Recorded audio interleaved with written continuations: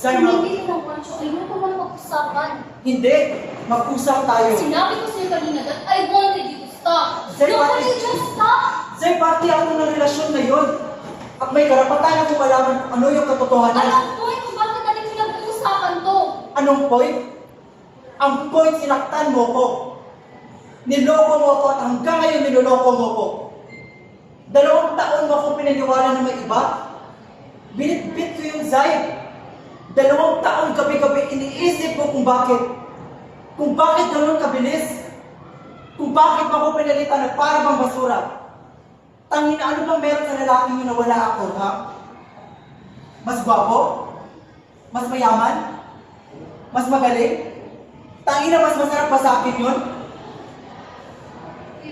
Inang araw-araw kitang minumura. Gusto kitang saktan. Gusto ko sirain yung buhay mo. Tapos ngayon gusto mo maniwala ko na wala lang yun? Eh ano ba katotohanan, Zay? Kasi hindi ko na alam kung saan ako nasasaktan eh. So sorry, Wancho. I'm sorry I made you feel that way. Stop saying sorry. Walang kwenta ng sorry mo kung hindi mo sasabihin sa akin kung ano yung katotohanan. Ano yung totoo, Zay? Bakit mo ko iniwan? Pagkatapos ng lahat ng ginawa ko, yun lang. Tinutulungan lang kita! Tinutulungan? Tangina. Tulong tawag mo doon? Nung lumulubog ako, iniwan mo ko. Zay, sabihin mo sa akin kung ano yung katotohanan. Ano yung totoo, Zay? Bakit mo ko iniwan? Harapin mo ko. Kausapin mo ko. Ano yung totoo, ha? Ano yung totoo? Na napagod ako! Napagod ako sa kakabuhat sa'yo. Nung lumulubog ka, ayoko malunod ng kasama mo.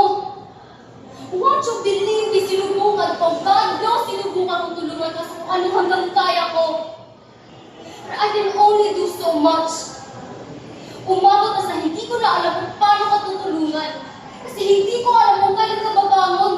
Kung kailan mo tutulungan ang sarili mo.